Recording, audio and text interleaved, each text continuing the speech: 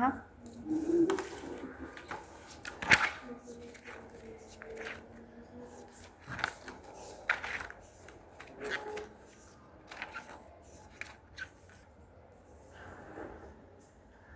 Es un repaso, todo lo listo.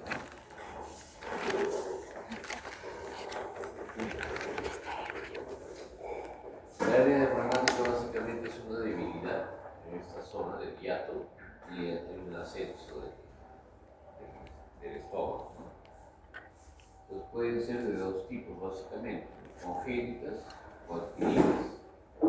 Cuando son adquiridas, el 90% es producto de un traumatismo abdominal y eso hace que incremente la presión y finalmente esa disrupción del hiato lleve a una hernia diafragmática. En cambio, las de nacimiento, que son las más frecuentes, son las hernias de hiato y dan anormalidades pues, en tracto gastrointestinal, sobre todo en el proceso de declusión y más que nada de declusión. Las hernias de hiato pueden ser por deslizamiento del 90%, es decir, van a pasar por el hiato, ¿ya? Y paraesofágicas que van al lado del esófago y van a tener también denominaciones como la siguiente, ¿no? Pero ya saben que por el deslizamiento es lo más frecuente. Las hernias, aquí está eso es lo normal, ¿no? Aquí es el estómago, se establece el hiato, una especie de válvula que contiene pues limita la posibilidad de que el estómago ascienda. Pero cuando hay una hernia por deslizamiento, parte de la cisura angularis, que es esta de aquí, ese ángulo que es agudo, se hace obtuso, ¿no? Y hay una debilidad en esta zona y hace que ascienda pues, el estómago. Esta es una hernia por deslizamiento. En cambio, esta es una hernia paraesofágica, que la incisura angularis queda en el abdomen o en aquí. No hay un cambio en cuanto a su angulación, pero aparece generalmente en el fondo gástrico una especie como un divertículo y asciende esta parte del estómago. Entonces, esa es la diferencia entre ambas. Esa es la hernia hiatal, ¿no? La más frecuente, deslizante, 90%, y paraesofágica, el 10%. Entonces, las hernias del hiato establecen pues, una patología muy característica respecto a la sintomatología, ¿no? Es un dolor a nivel retroesternal, ¿no? Sensación de llenura precoz y pirosis, ¿no? Y una ardor a ese nivel. La otra patología esofágica que se establece a nivel superior, ¿no? Son los divertículos. El divertículo de Senker que se da en el esófago, en el tercio superior, ¿no? Y los divertículos por tracción que se dan generalmente ya en el tercio inferior o en la zona del tercio medio. El cuadro, como les decía, disfagia, ¿no? Dificultad al ingerir alimentos, sensación de llenura precoz, no radial, pirosis, el ardor retroesternal, regurgitación y anemia, porque finalmente hay pérdida hay ulceraciones, microulceraciones y pérdida sanguínea, por eso van con anemia. La hernia del hiato, la hernia hiatal puede dividirse en tres tipos. Hernia tipo 1, cuando es por deslizamiento, la que hemos mencionado. La de tipo 2, que es paraesofágica, también hemos mencionado. Y la tipo 3, que es mixta, donde hay deslizamiento superior tanto de la unión esófago-gástrica como el fondo gástrico, o sea, ambas. Aquí tenemos la radiografía, ¿no? Esto es como se ve antero-posterior, y aquí ven, se nota pues un nivel, ¿no? Este es el estómago que ha ascendido a través del hiato y finalmente establece pues un nivel hidroaéreo, pero ya está en la cavidad torácica. Hace una herniación abdominal hacia el esófago, hacia el tórax. ¿Y por qué se ha producido esta hernia? Porque la presión en el tórax es una presión negativa, entonces de alguna manera va aspirando y finalmente cuando hay debilidad pues asciende el estómago. Esa es la hernia por deslizamiento, ¿no? Donde el estómago mantiene ya pierde perdón, la incisura angularis y se eleva, pues, y pasa en la zona del diafragma. Como aquí, ¿no? Imagen de doble contraste.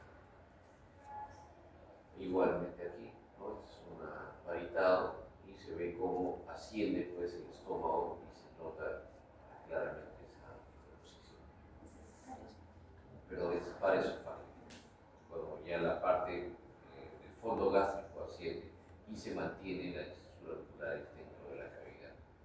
Es paraesofágica, los dos niveles, el estómago y también el nivel de la hernia.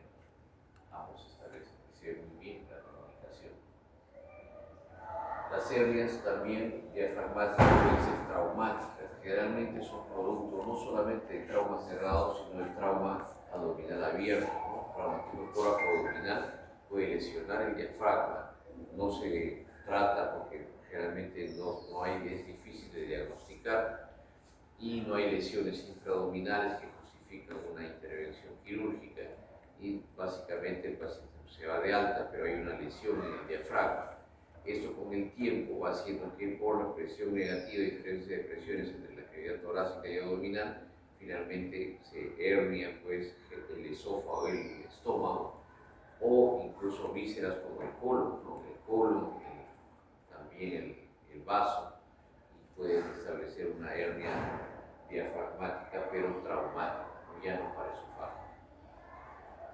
Y una hernia intrapericárdica es mucho más infrecuente, obviamente, pero ya no es en la zona de hiatal solamente, no es el hiato posterior, sino es el hiato anterior el que ocurre. Y esa debilidad hace pues que el estómago ascienda y finalmente establezca una hernia, en este caso intrapericárdica, una hernia diafragmática, pero de ubicación intrapericárdica. Y estas son otras hernias congénitas de Bogadec, ¿no? Que es un defecto congénito posterolateral del diafragma y pues la diferencia es que carece de un saco peritoneal. Son hernias muy específicas ya respecto a su presentación.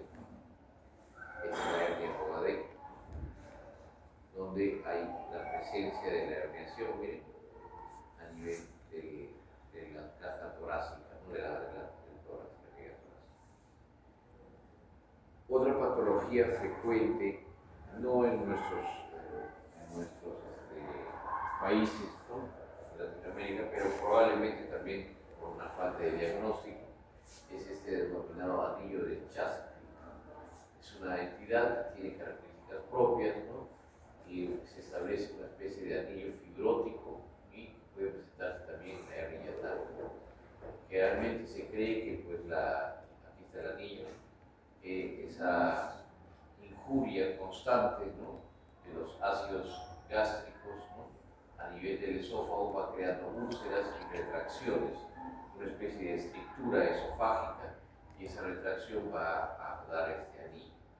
¿Qué dificultades presenta? El anillo pues va a dar síntomas como disfagia, ¿no? y también esa molestia, ese dolor retroesternal al ingerir rápidamente alimentos sólidos. Su tratamiento es de dilatación y también generalmente la dilatación esofágica y en algunos casos extirpación del anillo de manera quirúrgica, que ya son mucho más raros. Ahora generalmente todas esas dilataciones esofágicas se hacen con bujías endoscópicas, ya no se está haciendo cirugía por ello.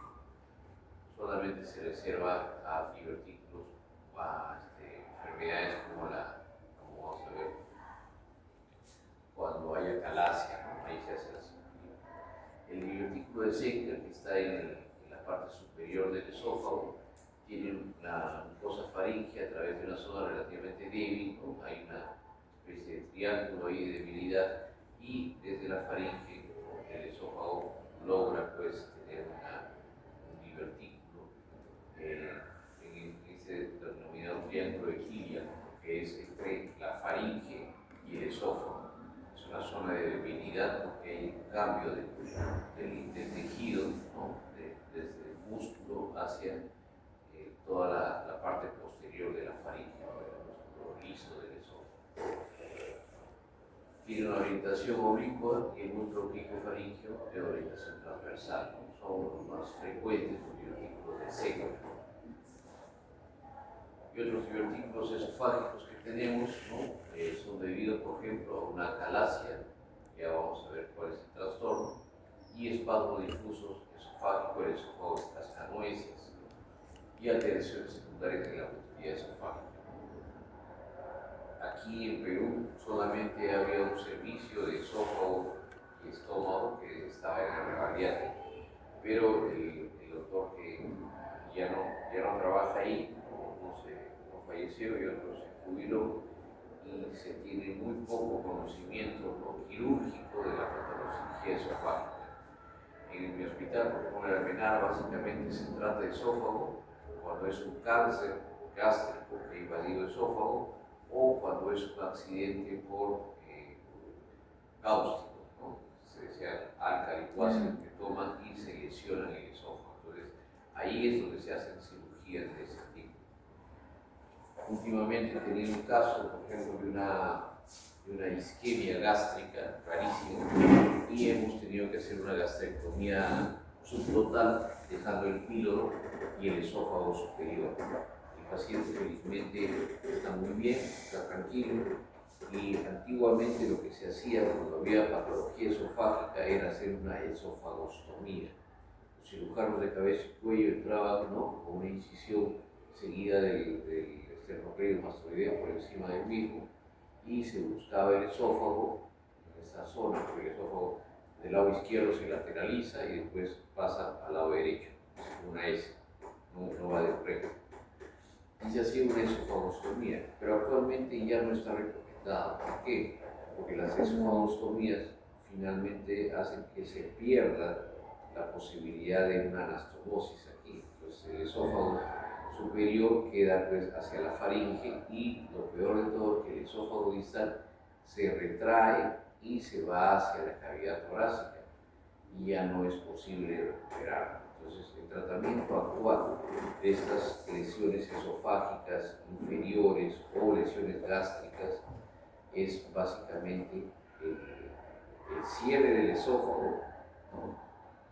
En este caso lo hicimos con una grafador especial que es el lecho punto, que hace un cierre por triple grafado del esófago, y el drenaje, pero el drenaje transabdominal con drenes del tipo Jackson Pratt y nada más, ¿no? Y una sonda nasogástrica que va haciendo que al inicio, ¿no?, el esófago, pues esa secreción salival salga por el naso, ya no nasogástrica, sino nasoesofágica, y después se saca la sonda y mantiene pues la saliva, cada cierto tiempo la elimina, ¿no? Y ayuda. ¿Por qué? Porque el esófago se va dilatando y es más sencillo si es que hay que hacer una reconexión o una reconstrucción con el intestino. El tratamiento quirúrgico pues es la reparación de la hernia, ¿no? Generalmente se hace transabdominal, nosotros estamos acostumbrados a hacer eso, pero también se puede hacer transtorácica. Obviamente una toracotomía, ¿no?, y llegar hacia el esófago es más complejo y más mórbido, ¿no?, porque la toracotomía representa una cirugía mucho más grande. La técnica laparoscópica ha demostrado ventajas, ¿no?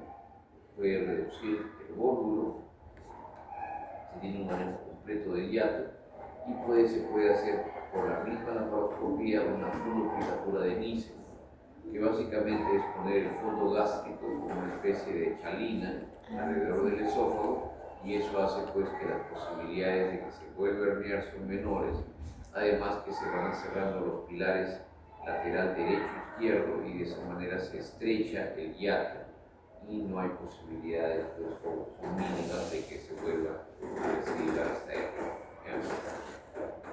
Se puede también realizar una gastroplastía de Collins, ¿no?, en el caso de un esófago corto, es decir, tratar de complementar con una disección gástrica. Y esta es la cirugía más frecuentemente realizada en el hiato, ¿no?, por hernia hiatal, por enfermedad de reflujo gastroesofágico, que vamos a ver, o por divertículos o por hernias diafragmáticas. es la fundoplicatura de Nissen. Hay varios tipos de fundoplicatura. Hay la de Tupé, la de Barr, pero la que más se utiliza es la fundoplicatura de Nissen, que consiste básicamente en rodear el esófago utilizando el fondo gástrico a manera de chalina que pasa por detrás. Obviamente se hace una disección de la zona del hiato esofágico, se desprenden los pilares, ¿no?, al izquierdo y derecho, con mucho cuidado de no lesionar el nervio vago, porque el nervio vago, izquierdo-derecho, puede y se vuelve después anterior y posterior. Entonces hay que tener mucho cuidado con la disección y finalmente si se logra pasar por la parte posterior del esófago, se recupera el fondo gástrico de esta manera. Hay una pinza especial laparoscópica que le llaman el Goldfinger, que es como un dedo de oro, ¿no?, que lo que hace es básicamente hacer como un ganchito y de esa manera pues anclar el esófago y disecarlo. Entonces eso permite que después salga el Goldfinger y podemos poner el fondo gástrico de esta manera. Ahora lo que hacemos es, para que se rodee completamente el esófago y establezca una especie de válvula, una estrechez a ese nivel, se hace unas suturas de este lado hacia este lado, ¿no?, de esta manera. Realmente se ponen 2 o 3 puntos idealmente, y esa es la fundoplicatura, por decirlo así, ¿no?, el fundoplicatura de Nissen. En algunos casos, aquí hay vasos cortos que comunican al vaso, ¿no?, los vasos cortos del estómago que van a comunicar el polo superior del vaso. Entonces, en algunos casos se tiene que ligar y desprender esos vasos cortos para permitir que gire completamente el estómago. A eso se le llama también el floppy Nissen, floppy porque está flojo, ¿no? El floppy Nissen, cuando se tiene que hacer una sección o disección de los vasos cortos del estómago hacia el polo superior espleno. Bueno, la acalasia es una enfermedad felizmente no muy frecuente, se da básicamente en zonas del sur de nuestro país, en Arequipa, en Moquegua. Se presenta en mujeres jóvenes, hay una onda peristáltica normal que cesa en su progresión a nivel del esfínter cardiaco. Hay deficiencia de células ganglionares, ¿no?, y hay una enfermedad que está relacionada con la acalasia. ¿Cuál es?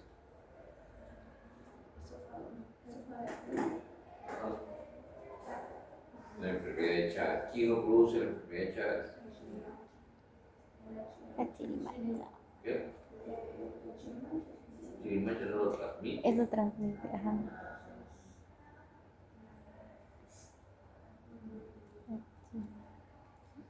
¿No se acuerdan?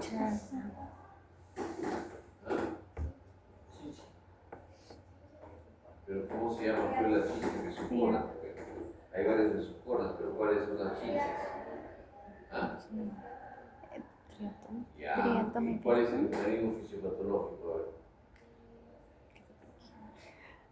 O sea, ¿qué hacen esos parásitos? Y hay esos parásitos que hacen a nivel del plexo meentérico del esófago.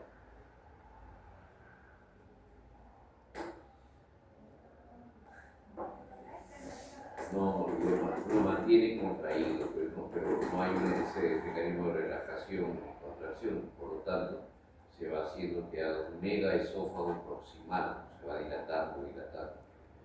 Y la paciente o el paciente tiene regurgitación y neumonitis por aspiración, ¿no?, porque no pasa por la saliva ni nada de eso, y hay leve riesgo de carcinoma de esófago. Esta es una radiografía de acalasia. Miren, aquí está la zona de obstrucción, ¿no?, con falta de peristaltismo, diferente de un anillo, y lo que pasa es que todo el resto del esófago se dilata. ¿Cuál es el tratamiento de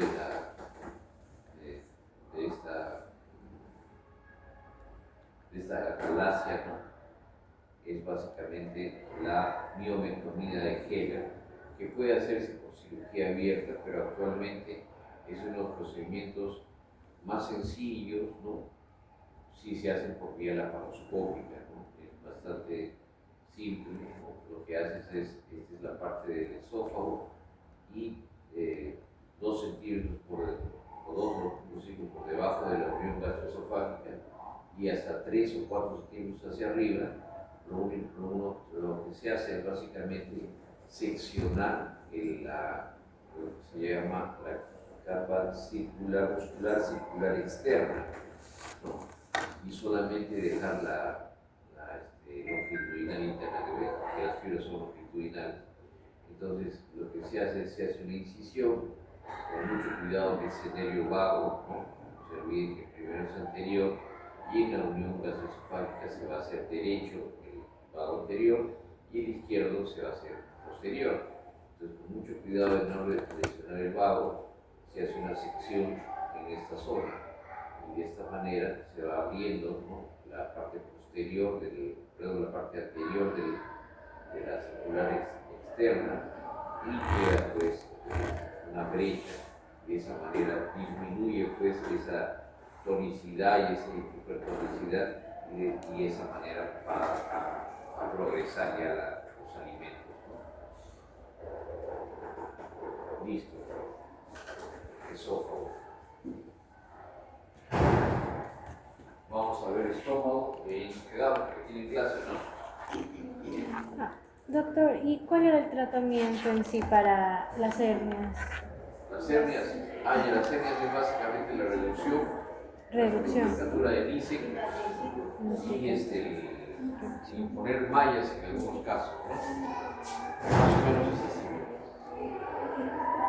Si tú tienes un territorio esofágico, ¿no?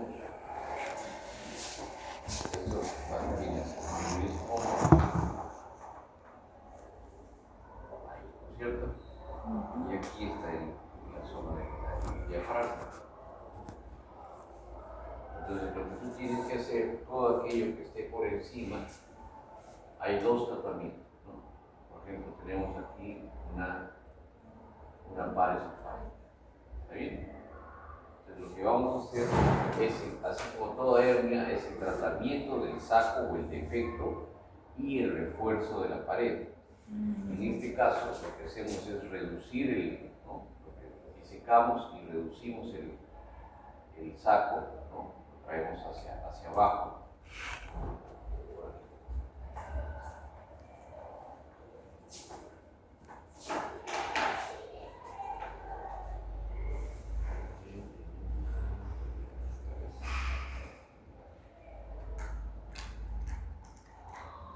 Entonces, lo reducimos, está así. La primera maniobra quirúrgica es reducir el saco. Entonces les queda así. El estómago. Y lo que van a hacer para que esto no vuelva a ascender es una fundoplicatura de Nissen.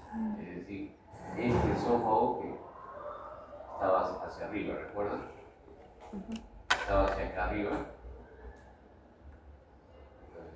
Ese estómago, esa misma zona que está obviamente dilatada y todo eso, la gira por la parte posterior, por aquí, y da la vuelta.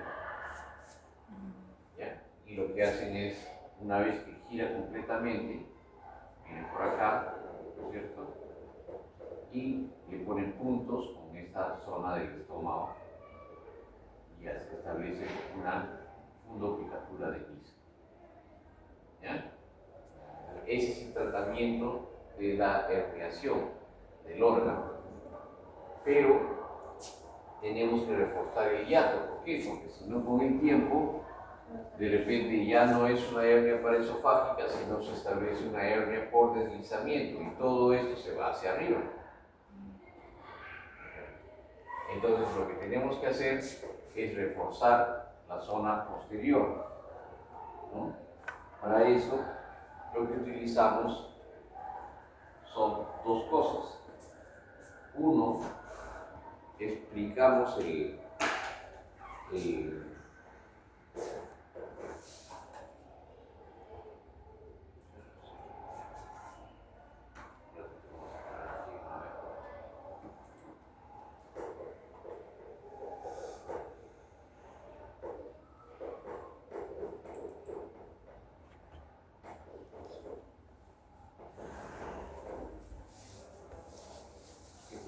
Y para esto tengo que entrar, o sea, tengo que cortar.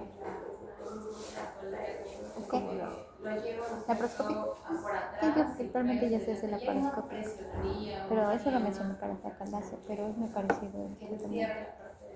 O sea, es laparoscopia. No, lo que pasa es que el esófago no actuamos sobre el calibre esofágico. De hecho, la fundoplicatura consiste en rodearlo, pero nosotros ponemos, y lo vamos a ver ahí cuando hacemos el tratamiento no, lo que se llama es un calibrador. Una sonda rectal o un calibrador especial se mete en el esófago y de esa manera rodeas, ¿no? Y no lo presionas, no lo estrechas, ¿no? Entonces lo calibras y luego el calibrado es una parte muy importante de la fundoplicatura de Nissen. Pero en este lado también existen de manera así los músculos que son los pilares musculares, que es el pilar derecho y el pilar izquierdo. Entonces, una vez que disecas el estómago, lo traes hacia adelante, ¿no? Y lo que haces es hacer una rafía de los pilares. Le pones puntos así, y de esa manera estrechas el hiato, ¿no? En la parte posterior entonces la sutura de los pilares hace que haya un estrechamiento y va cerrando la puerta por donde puede salir. Cuando son hernias muy grandes, ¿no? El defecto es más de 4 centímetros, entonces lo que hacemos es la hernia diafragmática, se la ven así, ¿no?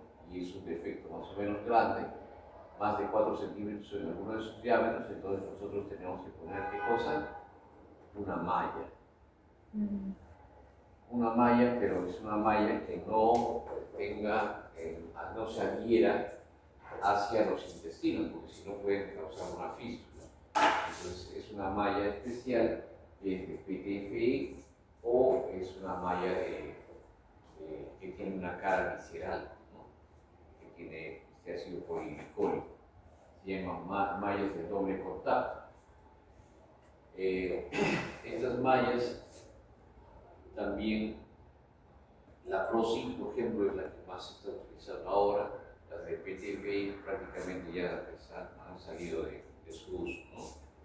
Pero ese es el tratamiento de las hernias, ¿no? ¿Lo mismo sería para una por deslizamiento?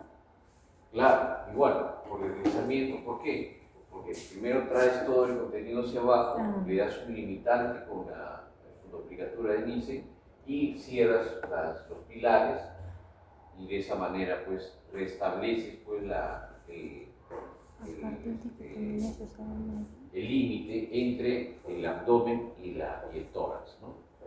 Siempre hay que tener cuidado de esa calibración y también no estrechar mucho el hiato, porque si no, al estrechar el hiato, obviamente la disfagia puede presentarse ya naturalmente. ¿Listo? Y doctor, para las hernias traumáticas, Sí. lo mismo también. Si que las hernias traumáticas son más de 4 centímetros, tienen que ponerle malla. Si son menos de 4 centímetros, solamente le haces rafía, ¿no? Idealmente con un material no absorbible o de absorción muy lenta, ¿no?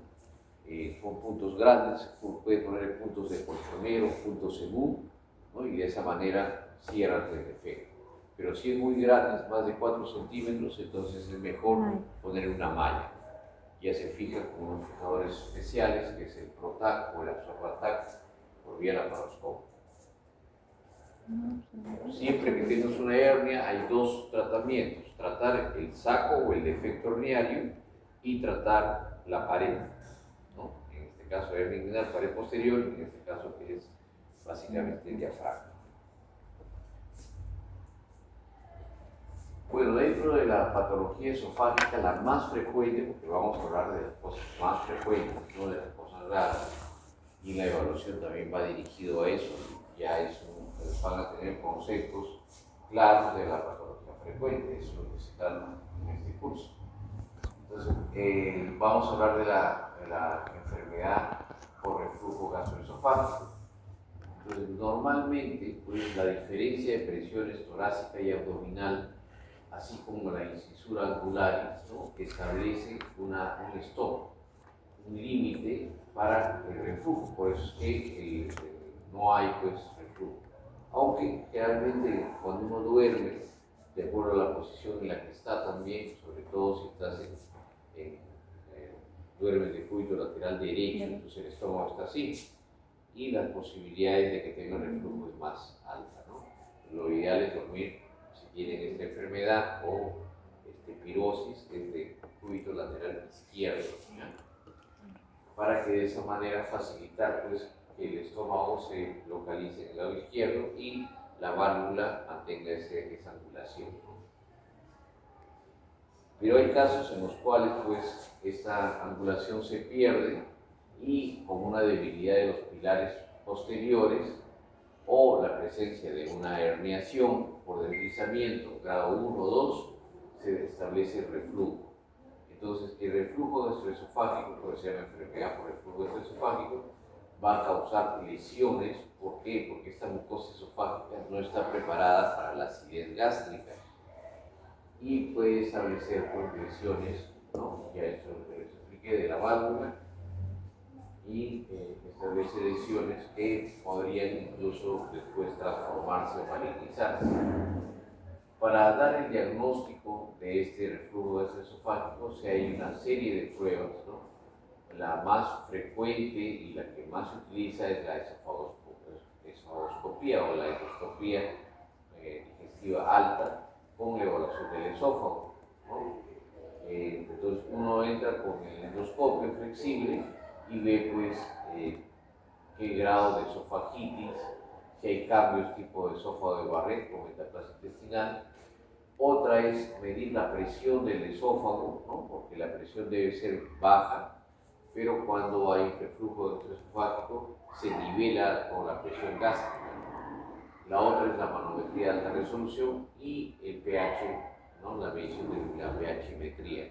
Obviamente, si el pH es ácido, está viendo reflujo, ¿no?, porque el esófago no produce ácido clorhídrico, pero el estómago sí. Entonces, esas son las formas de diagnosticar la enfermedad y también hacer las pruebas, ¿no? Idealmente, antes de tratar una enfermedad de reflujo gastroesofágico, hay que hacer todas las pruebas, ¿no?, la endoscópica, la de manometría de las presiones y la pHimetría. Cuando ustedes ya tienen el diagnóstico, ¿no?, o quieren saber si es que esto ha recidivado y tienen que hacer un tratamiento quirúrgico, entonces hay que hacer una serie radiográfica superior, ¿no?, varitada, para poder establecer cuál es la anatomía de esa región gastroesofágica. Esta es la manometría de alta resolución, ¿no? Se va midiendo las presiones a diferentes niveles, se introduce una bujía y eso les va midiendo las presiones. Y esta es la pHimetría, igualmente se pone con una sonda y se va midiendo con eso la cantidad de pH que tiene el esófago, ¿no? ¿Cuál es el pH? Normalmente debe ser alcalino, pero puede ser que sea ácido, sobre todo en la zona que está muy próxima al estómago. Entonces, la vigilancia se establece, pues, colocando una sonda proximal y por la unión esófago-gástrica el esfínter superior, ¿no?, o el esfínter esofágico inferior. Y de acuerdo a eso se va diagnosticando si es que hay enfermedad gastroesofágica o reflujo, de acuerdo a ello. Esta es la serie varitada que nos va a indicar no solamente la presencia de hernias por deslizamiento, sino la necesidad de hacer intervenciones, ¿no?, quirúrgicas cuando salen del diafragma. la enfermedad por reflujo gastroesofágica es la más frecuente. Se pierde esa posibilidad, esa función de válvula en esa unión gastroesofágica y hay un aumento de la cantidad de jugo gástrico. Los síntomas que presentan una enfermedad por reflujo gastroesofágico es mucha saliva, cuando está durmiendo se despierta irritado, ¿no? Rechaza los alimentos, suele tener broncoespasmo también. Hay muchos pacientes, sobre todo adultos, que desarrollan asma, ¿no? Y pues le dan inhaladores y todo eso, y el problema no es el asma, sino que hay microaspiraciones y reflujo gastroesofágico que se resuelve con inhibidores de bomba de protones. Entonces, el asma desaparece cuando le dan inhibidores de bomba de protones, pero es una forma de manifestarse. Obviamente, el broncoespasmo reflejo se da pues, porque el ácido llega a ese nivel, ¿no? A nivel bronquial, por eso es que da un broncoespasmo. Otros síntomas no tan frecuentes ya son dolores abdominales, el mecanismo de rumiación, ¿no? La sensación de que se está tragando en seco, ¿no? Los rumiantes, ¿no? Que lo que hacen es básicamente tener siempre alimentos, ¿no? En este caso las llamas, los auquénidos, ¿no? O también los burros, los asnos, ¿no? Lo que hacen es tragan todo, ¿no? Durante el día y en la tardecita, ¿no? Regurgitan y empiezan a rumiar, ¿no? Entonces ahí aprovechan sus alimentos, entonces tienen una doble digestión, ¿no? Porque ya los alimentos se los pasaron al estómago, tiene 4 estómagos el animal los bueyes o las vacas, y después al momento de regurgitarlo ya tienen los ácidos ahí, entonces los rumian y obviamente aprovechan más los alimentos, ¿no? Bueno, la esofagitis por reflujo puede intervenir todos estos factores y una suma de ellos o combinación de ellos finalmente da la enfermedad por reflujo gastroesofágico. Incompetencia del esfínter gastroesofágico, regurgitaciones frecuentes, desorden en la motilidad esofágica. Como no hay buena motilidad, obviamente es mucho más fácil que haya reflujo. Alto volumen de ácido péptico regurgitado y deficiente neutralización por la secreción salival. O sea, es una combinación de varios factores los que puede llevar a una enfermedad por reflujo gastroesofágico. Factores que propensan, obviamente, un volumen gástrico elevado, por eso no es conveniente cenar tarde, ¿no? Y comer abundante. ¿Por qué? Porque obviamente el estómago va a estar lleno, el proceso de digestión se hace más lento cuando uno duerme y las posibilidades de que ese estómago lleno venza por presión la válvula fisiológica son mayores.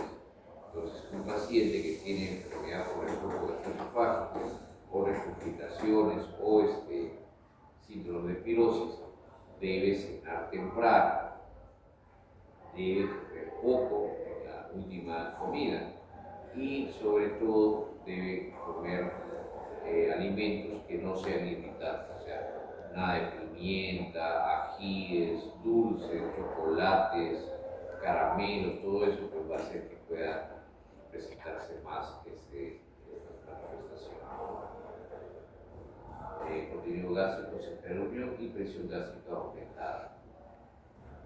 Exámenes auxiliares, los mismos prácticamente, la prueba de pH no se olviden y siempre la radiografía para ver de dónde está la anatomía, ¿no? Ese es Ledger, ¿no? Básicamente es una transformación a este nivel, ¿no? Se ve como una ulceración, ¿ve? Como una fisura, ¿no? A nivel esofágico. Esto es el estómago y aquí está el esófago. Como ustedes ven, es una hernia por deslizamiento porque ese es el nivel del diafragma. Ahí establece ese nivel diafragmático entre uno y el otro. Pero el estómago está por encima de este nivel diafragmático. Entonces ya se establece que es una hernia diafragmática. La endoscopía para ver el grado de esofagitis, la radiografía contrastada y el tratamiento, obviamente el tratamiento es médico, y puede durar 1 año hasta 2 años. Si es que hay una remisión de los síntomas, no hay más que hacer. Es dietético, no se olviden la alimentación fraccionada, comer de a pocos, ya saben qué alimentos no comer, y la última comida no tan tarde, ¿no? Antes de dormir, obviamente, y en poco volumen, ¿no? La postura de la cabeza, 30 a 40 grados, realmente tiene que ser 2 almohadas, y medicamentos, no hay otros que los inhibidores de bomba de protones, ¿no? Prokinéticos no se usan mucho. Cuando hay fracaso del tratamiento médico, es decir, el paciente sigue con los síntomas, ¿no?, de pirosis, de disfagia, de broncoespasmo, ¿no? Entonces, ese paciente, pese al tratamiento médico con inhibidores de protones, entonces ya es candidato a una cirugía. Cada vez se hace menos cirugías, cada vez se opera menos, porque el pantoprazol, el omeprazol, ahora son muy eficientes y pueden evitar, pues, la progresión de esta enfermedad, sobre todo por los síntomas, ¿no? Y actualmente el reflujo gastroesofágico, la mejor técnica es la laparoscópica, mínimamente invasiva, y obviamente se hace el mismo procedimiento, ¿no?, de hacer la fundoplicatura de hélice, que consiste en lo siguiente. Aquí están los pilares, ¿no? Eso es lo que les explicaba aquí. Pilar derecho, pilar izquierdo, y los puntos aquí van a cerrar el hiato, y de esa manera van a reducir, pues, la hernia hiatal o la posibilidad de reflujo gastroesofágico. Entonces, el fondo gástrico se saca, se lleva hacia adelante, ¿no?, hace una curvatura por la parte posterior que se ha disecado. Miren, esta ligadura está traccionando el esófago, y de esa manera deja un espacio virtual, ¿no?, en la zona de esófago posterior al esófago. Y por ahí viene el estómago y establece la musculatura, ¿no? Rodea el esófago y se ponen puntos entre el fondo gástrico y el fondo gástrico, ¿no? Puntos que pueden ser 3 o más. Eso es lo que les decía, la más frecuente es la fundoplicatura de Nissen, pero también existe la fundoplicatura de Toupet. En la fundoplicatura de Toupet, lo que se pone, no se rodea completamente, pero sí parte del fondo gástrico, se le ponen puntos directamente en la zona del esófago. O la de Dor, ¿no?, que es esta de aquí, y es una forma, pues, se rodea de manera anterior, y es una forma de reducir, pues, la enfermedad por reflujo gastroesofágico.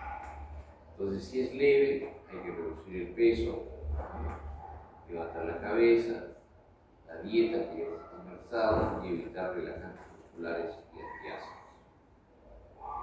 Si es moderado, inhibidores de motores. Y si es severo, pero no hay respuesta a los inhibidores de motores por más de 1 año de tratamiento, entonces recién viene la cirugía, ¿ya? Otra patología, sí. Sí, o sea, tú le das tratamiento regular durante 1 año y el paciente persiste con sintomatología, entonces ya tienes que hacer los estudios para poder hacer la cirugía. pH-metría, manometría y esofagoscopía. Otra patología esofágica que es benigna son las varices esofágicas. Ya saben ustedes cómo se produce, ¿no? Lo que hay básicamente aquí es un incremento de la presión a nivel de la vena porta. Tenemos el hígado, ¿sí?, y aquí trae la vena porta y hace su irrigación o circulación portal. Entonces, ¿qué es lo que sucede? Esta vena porta es tributaria de ciertas arterias, venas, ¿no es cierto? La vena mesentérica inferior y, ¿cuál es? Vena mesentérica superior, perdón. Este de aquí es la esclénica, ¿sí?, que viene del vaso. se le une qué vena, vena mesentérica inferior, ¿ya? Entonces, esta confluencia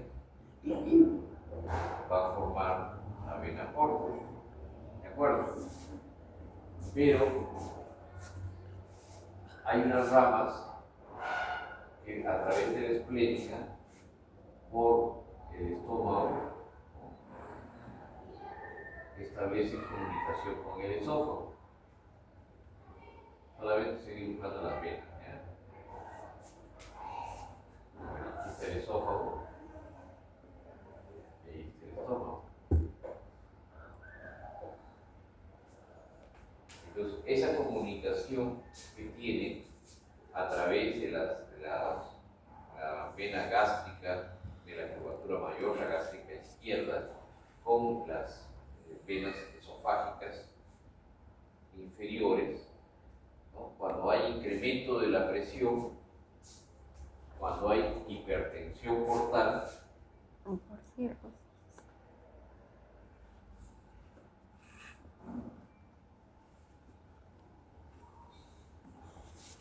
hace pues que haya un reflujo y el vaso se ingurgita y crece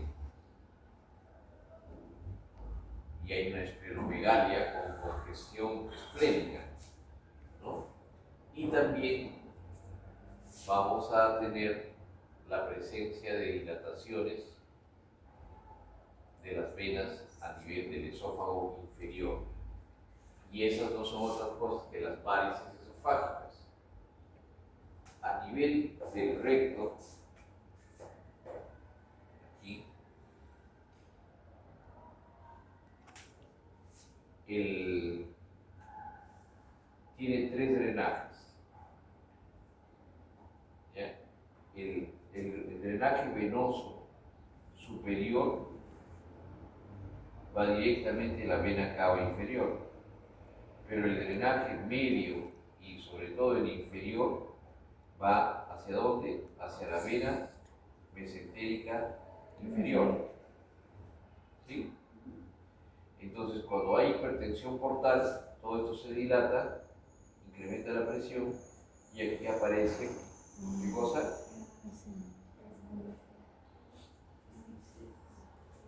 ¿Qué aparece que las hemorroides? Entonces, un paciente que tiene hipertensión portal va a tener ascitis, porque hay trasudado venoso, va a tener esplenomegalia, va a tener varices esofágicas y va a tener hemorroides. Todo por el mecanismo de incremento de la presión de la vena porta. ¿Entendió?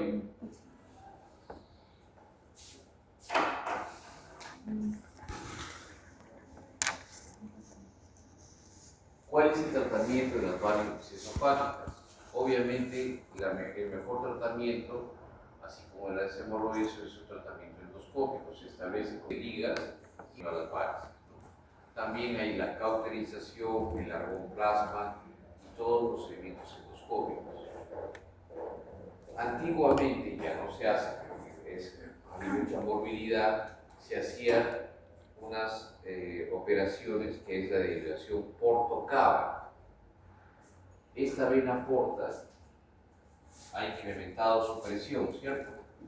Porque tiene hipertensión portal. Pero por atrás está pasando la vena cava inferior. Entonces lo que se hacía es una unión entre ambas, ¿ya? No a ese nivel. Y de esa manera se reducía la hipertensión portal, haciendo que parte de la ingurgitación venosa que va hacia el hígado ya no llega al hígado con esa frecuencia y con esa presión sobre todo, sino se derive a la porta, ¿no? Entonces, claro, el corazón va bombeando igual, ¿no? Pero ya no hay esa hipertensión portal, ¿no? Y de esa manera se disminuyen los síntomas. La otra es la derivación espleno-renal.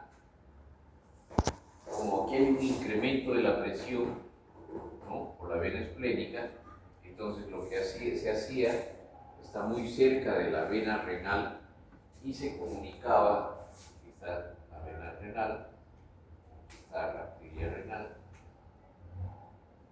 y aquí está el riñoncito atrás, ¿de acuerdo? Entonces se establecía una derivación espleno-renal, ¿ya? Que también se le conoce como la derivación o operación de Warren. Y finalmente, cuando tenemos varices esofágicas sangrantes, muy sangrantes, entonces se puede utilizar un tratamiento endoscópico, que es la sonda de Sengstaken-Blackmore. ¿Cómo es la sonda de Sengstaken-Blackmore? Bueno, están aprendiendo mucho ustedes, ¿eh? Está mejor que el curso anterior.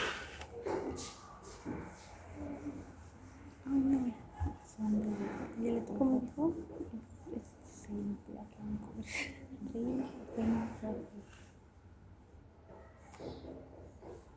Entonces ustedes tienen aquí el estómago, ¿no?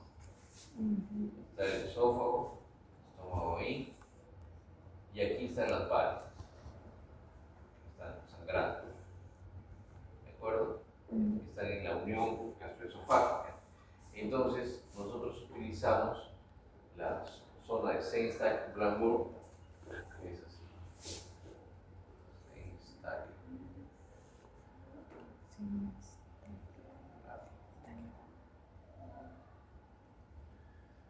Que consiste en lo siguiente: es una sonda que tiene un balón, sí, obviamente, un balón así de largo, ¿no? Y acá tiene otro balón circular. Este sí es esférico y este es como una salchicha. Entonces, esta sonda se mete por acá, por la nariz,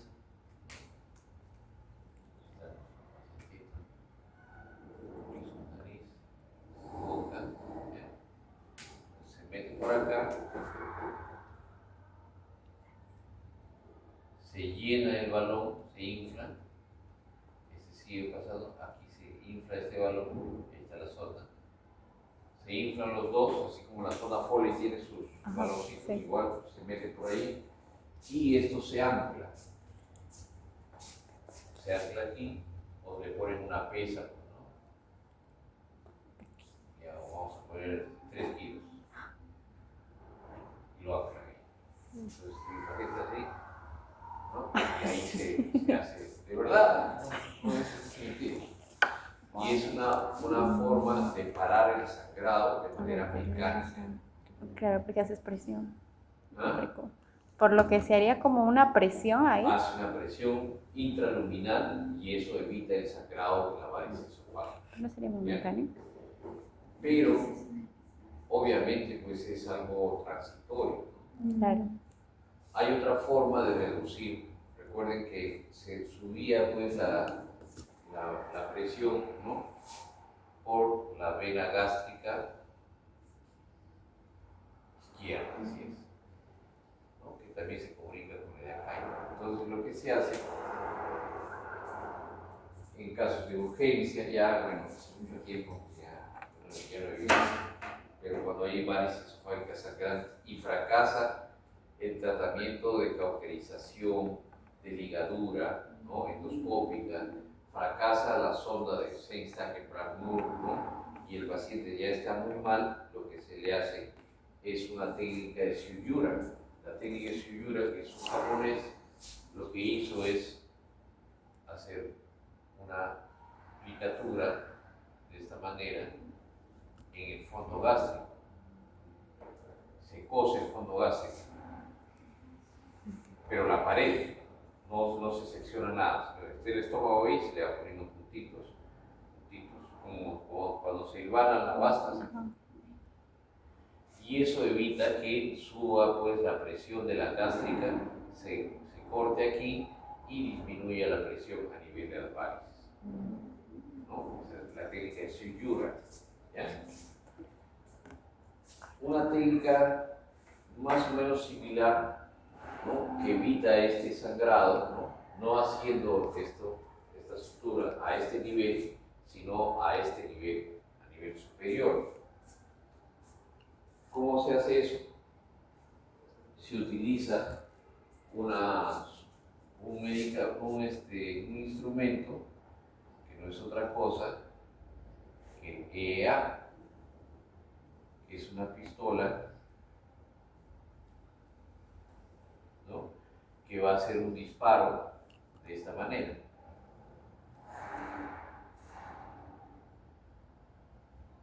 Todas son grapas de titanio que se van a distribuir de esta manera, generalmente en 3 líneas, alrededor del esófago. Aquí estaba el esófago, ¿sí? Aquí se introduce el ambil y aquí están estas grapas aquí. Esto viene por acá abajo. Entonces se hace un grapado, ya se va a reducir obviamente la comunicación de las varices.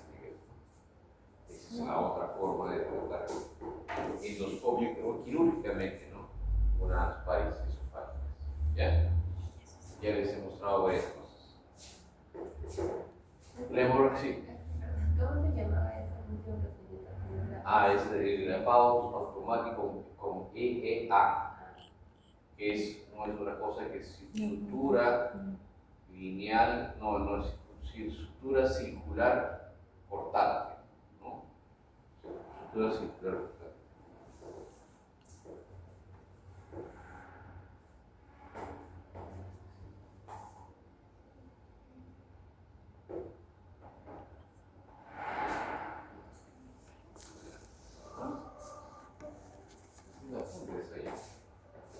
Bueno, entonces,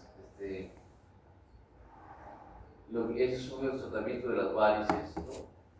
Siempre manejo multidisciplinario, establece el cirujano, el endoscopista, el médico internista, el intensivista, ¿no?, para este tipo de pacientes que son muy graves, y persigue 3 objetivos: el control de la volemia, prevenir complicaciones, ¿no?, como la hemorragia, falla hepática y renal, y conseguir hemostasia de la varice sangrante. Esa es la parte que nos toca a nosotros, es evitar que siga sangrando.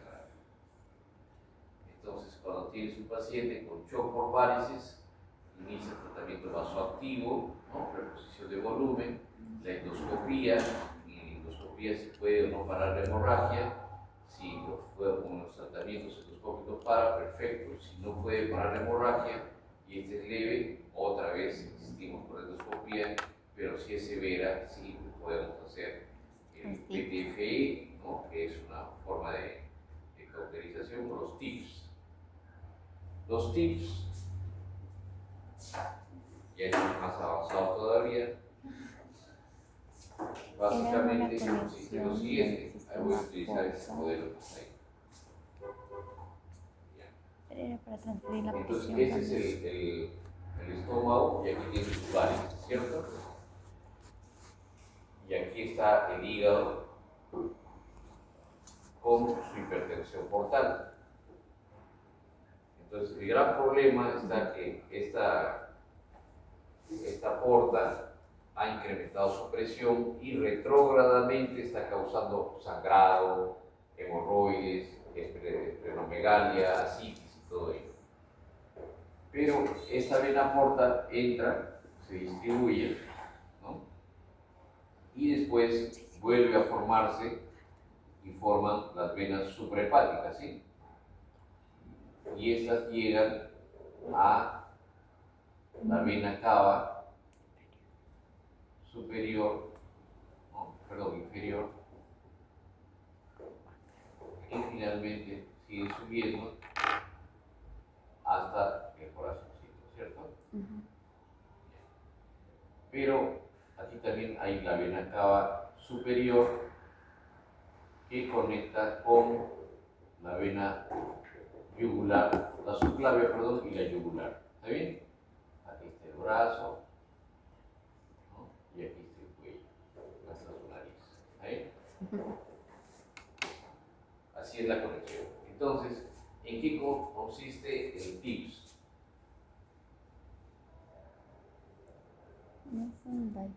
En una derivación transyugular. una derivación portosistémica transfibular. Recuerden que nosotros hacíamos que la porta se una a la vena cava inferior, ¿no? Entonces, mediante un catéter que se ingresa por la yugular, ¿no? Avanzamos, introducimos un catéter por acá, miren, por acá, baja por acá, va por las suprahepáticas, y a este nivel, como no, esos son ramas obviamente, ¿no? No se conectan directamente, pero lo que hacen es abordar y avanzar a campo traviesa y llegan hasta la porta. Bypassean. Bypassear. Entonces, esta es una comunicación de la porta con la cava, pero la hacen a través de un catéter. Eso se llama TIPS. ¿Ya? De esa manera, la comunicación porto-cava disminuye la presión de la vena portal. ¿Entendió? Sí. Esa es la Pero colocación de eso TIPS. Es una forma más o menos moderna de evitar la hipertensión portal y todo el sangrado intestino, el sangrado por la tarde. ¿Ya? Otra patología que no solamente es del estómago, del esófago, sino también del estómago, que es el síndrome de Mallory-Weiss, ¿no? Que consiste básicamente en hemorragias, ¿no? En los pacientes generalmente que tienen lesiones a ese nivel, ¿no? Hay lesiones y el paciente vomitador finalmente se desgarra y tiene sangrado en el intestino. Laceraciones de la membrana mucosa del esófago, normalmente causados por fuertes y prolongados esfuerzos en vomitar, ¿no? Puede aparecer con cierta frecuencia en el punto de la unión y se diagnostica con endoscopía. Tratamiento en algunos casos puede llegar hasta angiografía, inyección de sustancia en contraste con lo que se llaman los points o los tapones de teflón que se establecen a través de la piel, ¿no? Tratamiento, en la mayoría de los casos, la hemorragia se detiene espontáneamente, evitar obviamente que siga vomitando, o le puede dar tacetrón o algún prokinético. Y el tratamiento es efectivo. Si la hemorragia persiste, puede hacerse la transfusión. La terapia también puede incluir cauterización endoscópica, fotocoagulación endoscópica, inyección de epinefrina endoscópica y muy raramente embolización de las arterias que irrigan el corazón. Aquí está la representación del síndrome de Mallory-Weiss, son laceraciones en la unión gastroesofágica, ¿no? Dirigidas hacia el esófago, y ahí estas laceraciones y pueden sangrar. Esa es la visión endoscópica, y se ven las laceraciones con hiperemia y edema de la zona. Aquí hay la cauterización. La esofagitis cáustica es una enfermedad benigna causada pues, por la ingesta, muchas veces accidental, pero la mayoría de veces es intencional, como intento de suicidio, hay excepciones amorosas, y de verdad todas son mujeres. Hay varones que Sí, hay uno. Uno. Ya está desaprobado. Entonces se da más en mujeres, ¿no?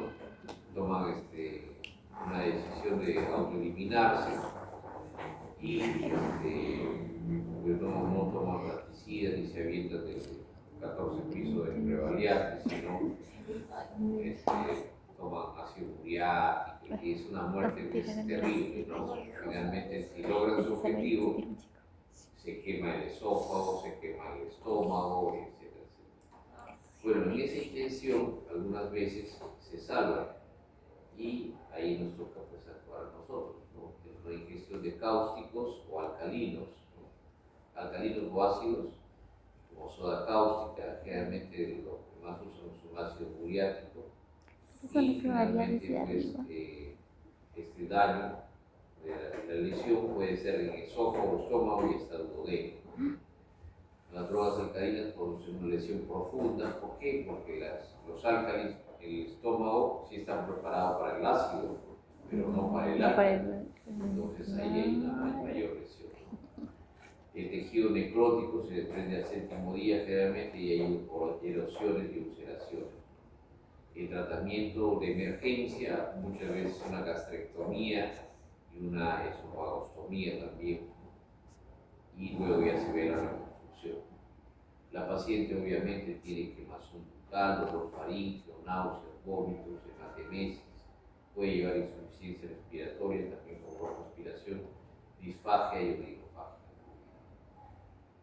El tratamiento, lavado gástrico. Sin embargo, podría hacerse lavado gástrico si es que ya tiene la sonda instalada, pero si no tiene la sonda instalada no se recomienda porque obviamente si está lacerada hay riesgo de perforación y finalmente hacemos más daño que beneficio. Una dieta por 7 días, uso de pentazocina y lemerol por los dolores, ¿no?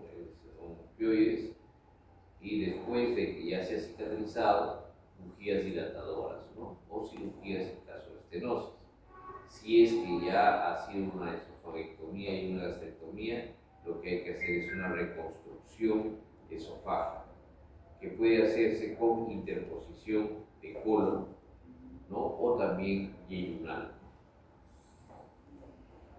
La transposición de colon, que es la más frecuente, básicamente se diseca el colon, ¿no? En la parte vascularizada, es el colon, el marco colónico, ¿cierto? Entonces se une este con este y lo de aquí se lleva hacia arriba. Con todo el vehículo vascular asciende. Hay dos técnicas: hacerlo retroesternal, ¿no? A través de la parte del celular subcutáneo, ¿no? Y lo otro es transmediastinal. Obviamente el más fisiológico es transmediastinal, pero es mucho más difícil, ¿no? Que se puede hacer por vía laparoscópica, pero la que más se utiliza es la retroesternal y se tuneliza por el celular subcutáneo y por ahí se asciende el esófago y se hace una unión con casi la faringe, ¿no? De esa manera se da nuevamente la continuidad de la... Aquí hay estudios, por ejemplo, contrastados, ¿no? Este es el colon, el colon que está unido a la zona casi faríngea del esófago. Entonces, se hace un ascenso. También puede hacerse un ascenso gástrico, pero la mayoría de veces el accidente cáustico malogra el estómago, entonces ya no podría llevarse, ¿no? En patología oncológica sí se puede hacer un ascenso gástrico, ¿no? Se hace sección como escalerita y se sube el estómago se tuneliza y puede elevarse y hacerse la primacia esófago. Y doctor, ahí en el anterior diapo decía gastrectomía parcial. ¿Qué se hace? Lo que pasa es que el píloro sí se defiende, ¿no? de la progresión, o sea, le cae ácido o álcali y el píloro lo que hace pues, como un músculo se contrae. Entonces eso evita mayor lesión dentro del píloro y también del duodeno. Entonces tú tienes que hacer ya no una gastrectomía total, incluyendo el píloro, sino parcial. Y el píloro sube. El píloro no sube, no lo vas a poder llevar hacia arriba. Lo que puedes hacer es un asa, la llevas ahí, la unes aquí al píloro y está el esófago. De esa manera estableces una conexión. Es una forma de reconstruir. Listo. Entonces, doctor, ¿en qué caso haría la esofagectomía? ¿Vemos algo más o ahí nos quedamos? Uno corto, doctor. ¿Ah? Vemos uno corto. Uno corto. Pregunta, yo me pregunto. ¿Tienen clases o no? Doctor, una pregunta. Entonces, ¿siempre sí le haría la esofagectomía y gastrectomía parcial? O depende del daño. ¿O... Depende del daño. Muchas veces el que se daña, obviamente, más es el esófago, ¿no? Entonces, El estómago, cuando es ácido muriático, se defiende bien porque está preparado para el ácido, ¿no? Entonces generalmente queda parte del estómago y eso puede ser utilizado para la reconstrucción. Pero el esófago muchas veces ya ni siquiera tiene que hacer una esofagectomía reglada, ¿no? La sacas con una baba porque ya todo está quemado, digerido. El riesgo de la esofagitis cáustica no es la pérdida del esófago, sino que te puede hacer una mediastinitis y finalmente pues eso es lo que mata a la paciente, no tanto el daño esofágico per se. ¿Y el lavado gástrico igual le haría? Solamente si tienes la sonda instalada. O sea, ¿cómo es eso de la sonda instalada? A ver, si tú tienes viene una señora de a ver, 25 años, ¿no? Que ha tenido un desenlace amoroso, le ha encontrado al esposo con otra y tiene 2 hijos, ¿no? Entonces, ¿tiene clase? ¿Tiene clase? Entonces, ¿qué es lo que sucede? Llega a la casa y se toma, pues, lo primero que encuentra, ¿no? Encuentra ácido muriático, le encuentra con cianorrea, inconsciente, ¿no? La llevan al hospital, ¿no? Y dicen, ¿qué ha pasado? Se ha intoxicado, ha tomado algo. Viene la enfermera y dice, vamos a hacer un lavado gástrico. Un poco le pone la sonda. ¿Ya? Aspira y sale secreción. Entonces, aspira todo lo que puede y después de eso le pone líquidos y aspira. Hace lavado gástrico. Introduce solución salina o agua, ¿no? Y después aspira. Perfecto. Pero ¿qué sucede si no llega al centro de salud o llega al centro de salud y no le instalan la sonda nasogástrica? O llega, o después de 2 horas, pues lo mandan de Huaycán, lo mandan al hospital, al Hipólito, o a los de Mayo. La paciente llega sin sonda y han pasado pues 1 hora o 2 horas, o 3, desde el accidente cáustico. Entonces, muy probablemente esa sustancia cáustica ha hecho daño, ¿no? Ha producido daño en el esófago y en el estómago. Y el ponerle una sonda ya es muy riesgoso. Por eso, pueden hacer el lavado gástrico si es que ya tienen la sonda instalada. Prácticamente después ya haber mencionado. Claro, o sea, si recién ha pasado el accidente, entonces ahí sí le ponen la sonda, ¿no? Pero lo peor que pueden hacer, ¿no? ¿Qué ha tomado? Ha tomado pues una sustancia para envenenarse, no se sabe, es un álcali. Entonces hay que provocarle el vómito.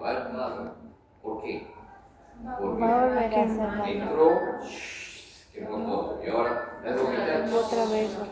¿Me entiendes? Hasta el punto de perforación. Entonces, el lavado gástrico se puede hacer, primero pones la sonda y aspiras todo lo que puedas y después haces el lavado gástrico. Claro, es que la sonda ya no. Pero si no tienes sonda instalada y ha pasado más de 2 horas, ¿no? En el traslado, ya no hay que ponerle sonda, porque es muy arriesgado. Ahí iría de frente a sala. Nada, tratamiento de soporte, hidratación para el dolor, ¿no? Y esperar que no haya Porque si perforación. dieta cero, drogas Y si hay protectoras. perforación, tiene que entrar a sala de operación. ¿Ya? Entonces, la cirugía la hago en base a lo que encuentre en los exámenes, imágenes. En base a cómo evoluciona. Imágenes no le vas a poder hacer nada. ¿Cuál quedaste retorcido? No le puedes poner contraste, Sí. ¿no? La tomografía sí te puede ayudar si es que hay neumoperitoneo, te decide la cirugía, porque hay neumoperitoneo, necesitas funciones peritoneales, Claro, significa entonces hay una perforación, no lo Claro. puedes dejar así, tienes que entrar a operar. ¿Ya? A ver si paramos un poquito, si no.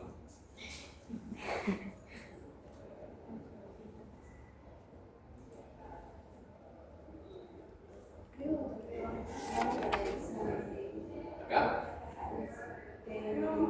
Solo me van a tener en el otro salón. Ay,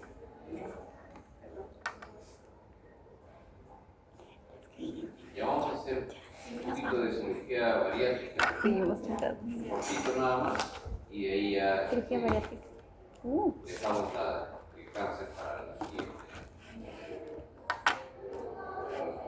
Bueno, como está de moda pues, la cirugía bariátrica y metabólica, ya no tengo mucho que decirles porque todo lo es en la propaganda. ¿No? Está en el doctor Fidelso Vázquez se dice que Ya no sé. tiene que hacerse la cirugía, que es lo mejor, que no sé qué. Pero hay una serie de requisitos para la cirugía. ¿No? La obesidad pues tiene que tener un tratamiento multidisciplinario, no solamente la alimentación, actividad física, psicoterapia. Muchos de los pacientes que tienen obesidad, la consecuencia de la obesidad muchas veces es un trastorno alimenticio relacionado con un disturbio psicológico o mental. Tiene que ver con la farmacoterapia y finalmente con la cirugía. La obesidad es cuando un individuo presenta su peso, ¿no?, 2 veces de lo que debe ser ideal. La clasificación de la obesidad es la clasificación como obesidad mórbida de 40 a 50, ¿no?, según el índice de masa corporal, la superobeso de 50 a 60 y superobesidad mayor de 60. Sin embargo, esto de aquí, no sé si comercialmente, yo creo que más que comercialmente que fisiológicamente, han ido reduciendo y ahora se dice que la obesidad mórbida es mayor de 35 de IMC. Y también los criterios para cirugía, ¿no?, bariátrica han cambiado. Antes, cuando era obeso mórbido, mayor de 35 40, sí, cirugía bariátrica, pero ahora no. A veces hay índice de masa corporal de 20, 25, pero es diabético. Entonces sí, le vamos a hacer la cirugía de obesidad, ¿no? Y ahora le llaman a esa cirugía ya no de obesidad, sino cirugía metabólica. Bueno, es entre los bariátricos son unos cirujanos muy especiales porque han cambiado el nombre a todo. Ellos no tienen fístulas, ¿no?, como nosotros, sino tienen likes, filtraciones en inglés. Ellos no hacen reintervenciones o relaparotomías, nosotros, ellos hacen cirugía revisional. O sea, revisan, lo que sea complicado, pero lo revisan. Entonces, sí, pues han ido cambiando muchas cosas entre lo comercial y lo científicamente aceptado. Entonces, ya no es una operación estética, sino es básicamente una operación dirigida a prevenir complicaciones y mejorar la calidad de vida. Ya, la cirugía bariátrica está para evitar complicaciones. ¿Complicaciones como cuáles? El obeso es una persona proinflamada, es decir, está sujeta es susceptible a infecciones, a una serie de enfermedades inmunológicas, está en un estado proinflamatorio constante, como si estuviese siendo agredido, ¿no?, constantemente, y se defiende de esa manera, ¿no? Como les decía, el índice de masa corporal 40, mayor de 40 por un tiempo a 5 años, ¿no?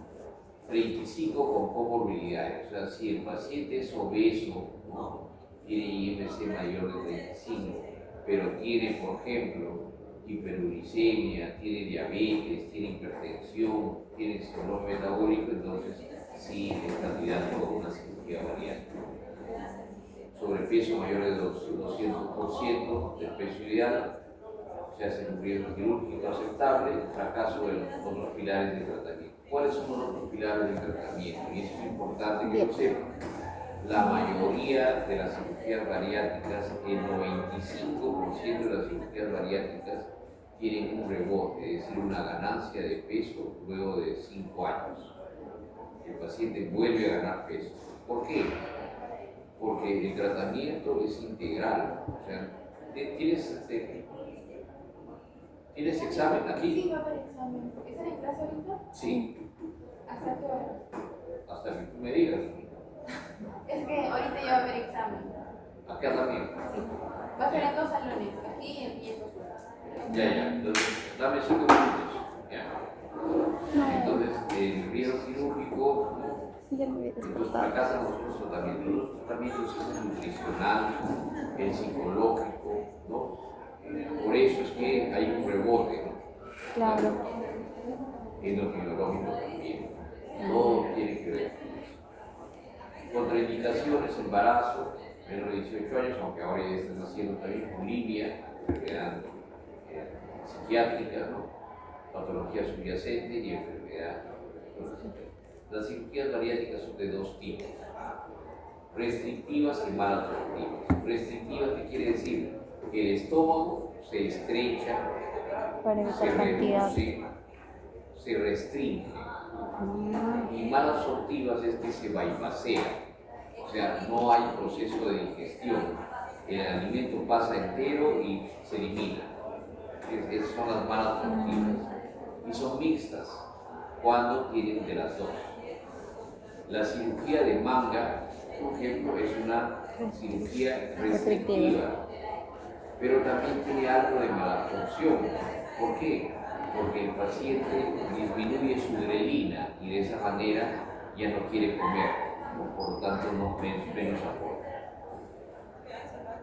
Los tipos de cirugía, la gastroscopia vertical por banda, la van a ver en internet, hay videos preciosos, ¿no? No les voy a comentar más.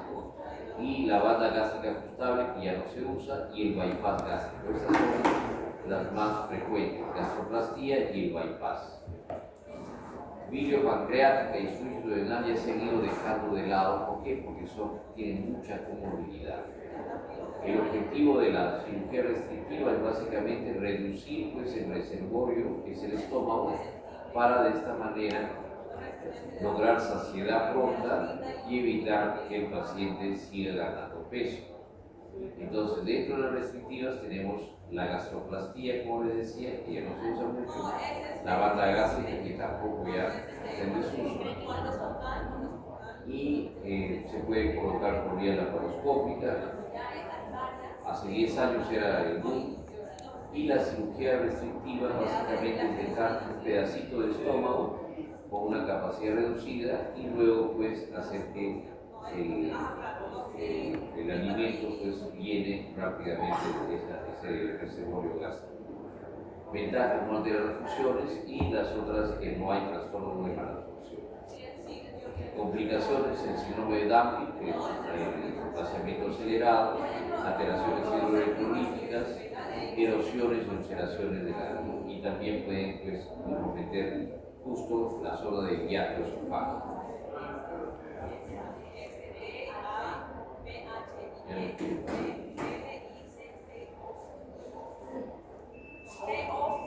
Ya se está acabando todo, la batería también se está agotando. Y la otra técnica es la malabsortiva. Lo que se hace es, hay varias técnicas, pero la principal es llevar el alimento, ¿no?, de la zona yeyunal, intestinal. Ustedes saben que tienen bastante intestino, pueden tener 3 metros, ¿no?, 4 metros a veces. Entonces lo que hacen es, en vez de que el alimento pase por todo esto, lo que hacen es bypass.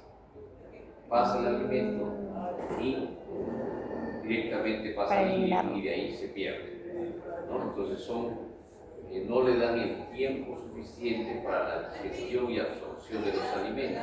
Por eso se llama un bypass intestinal o bypass gástrico también. Puede hacerse, por ejemplo, la reducción del estómago y se lleva el intestino y evita todo el proceso del duodeno, del yeyuno y del ileum proximal, donde más se absorben los nutrientes. Entonces, esa es la segunda forma, a través del bypass gástrico. Complicaciones que puede tener, pues diarrea y síndrome de malabsorción. También hay déficit de elementos y vitaminas. Los pacientes se desnutren, muchas veces es una desnutrición controlada, entre comillas, pero a veces se les pasa la mano y ya terminan conmigo, ¿no?, para poder restituirlos o mejorar su. La cirugía bariátrica mixta es la reducción de la capacidad gástrica, ¿no?, y la conexión del intestino directamente, haciendo ambas cosas. restrictiva y maratón. Listo. Entonces, yo creo que ahí nos quedamos.